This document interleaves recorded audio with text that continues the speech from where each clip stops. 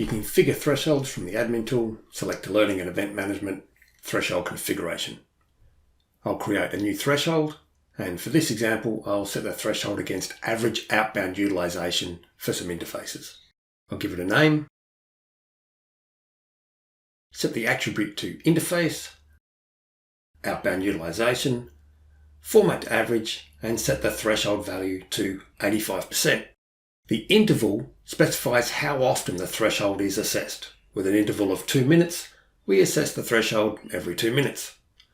The time filter specifies what period in the data history to review when assessing the threshold. And an interval without an accompanying time filter acts as both the interval and the time filter.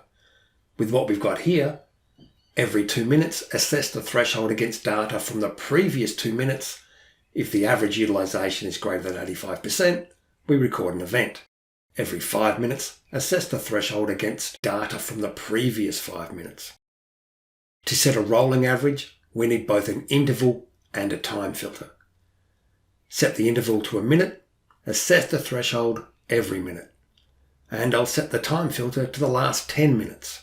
Every minute, assess the threshold against data from the previous 10 minutes.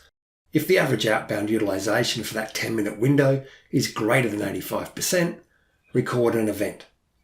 We have a rolling 10-minute average that we evaluate every minute.